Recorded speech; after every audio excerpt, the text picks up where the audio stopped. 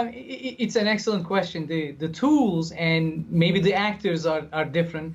Maybe the financial system is adapted to the global modern financial system. But if you look deep down, the structural problems of the Turkish economy and the transformation sociologically, the transformation of the society, and of course the resulting political upswings and downturns are all the same. In fact, I argue that this coming crisis, that if it hasn't happened yet, to some extent, is actually probably the 6th or 7th one since the modern republic has been established in 1923.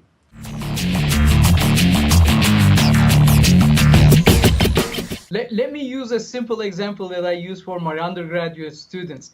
It's one of the tricks in investments that we use. It's a simple mathematic trick. If you buy a stock for $100 and if it dives to 50, your loss is 50%. But for your stock to actually recover back to where you started at 100, from 50 to 100, you have to now go up 100%. So what I mean by that is actually all these cycles that I've been talking about earlier, and I address in the paper as well, is that most of the time these conservative governments that represent the right central majority in the political spectrum usually gain power, or they win elections after a horrific economic crisis. And those economic crises usually are literally aligned in history. If you look at the history of the political cycles of the modern Republic of Turkey and the history of the economic cycles, they are perfectly correlated. Usually these centrist right conservative parties gain power after horrific economic crises caused by draconian, almost totalitarian measures by the elite that we call the Kemalist, or that represent the status quo of the state. So that's why one could argue that the economic situation before AK Party gained power was so bad, just merely having political stability. And of course, you have to also align this with the global forces, which is even a stronger argument in my paper.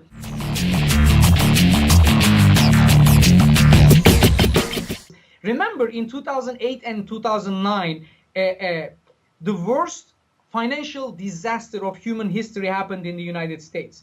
Yes, it did not cause an economic crisis at the global scale like the Great Depression of the 1930s era, but if you look at the numbers of the devastation of the loss of financial wealth, it was nothing comes close in the history of humankind. So what I mean by that is in 2008 and 9, developed economies were looking at safe havens in the developing markets to pour that money as investment so that they could get some return.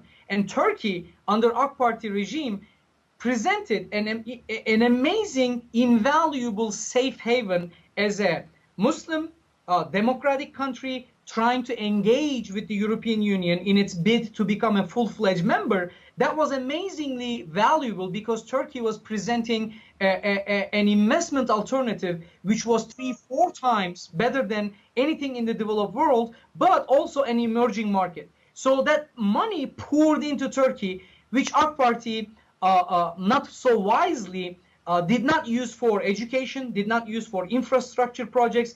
Rather, they invested all that money into construction of homes and office buildings and shopping malls, which is usually a very typical, I should say, a symptom of developing economies when they mismanage their investments. So you try to actually literally create an economic model that will be sustainable when that money runs out. But the Turkish government, AK Party, didn't do that.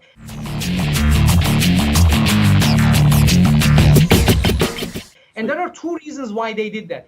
Typical, and in my paper, typical of any conservative, centrist, right-wing party of Turkey, which heavily relies on the migration from the rural areas into the cities, which literally stopped in the early 2010s in Turkey because the population, the demographics is changing.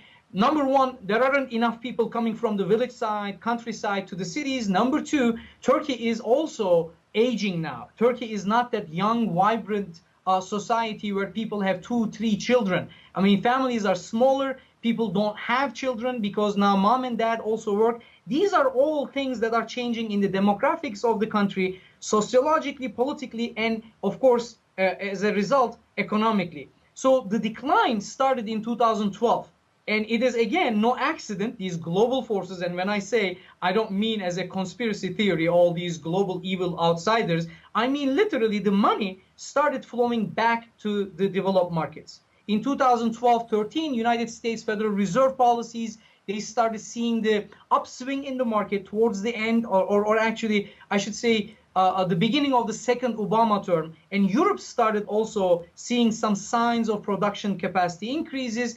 And then there were other pockets of the world where China started slowing down, for example. India started slowing down. Oil prices started slipping. And all the commodity prices started slipping down.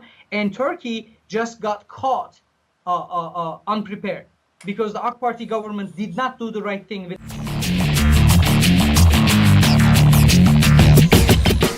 demographics point of view. Although Erdogan and AK Party would love to use the Syrian refugees as a blackmail tool for Europe, but what happened was you have an injection of 3 million people from Syria. That's an enormous cheap labor pouring into a country where industrial production could not find enough cheap labor. And many of those the undocumented workers have no benefits whatsoever. You can hire them with almost like comparable to the Chinese labor in the 90s. So that extended the collapse of the system. The second, maybe even more important delaying factor is the slowdown in China and in India. So that still gave the surplus economies in the Middle East, especially Qatar and Saudi Arabia.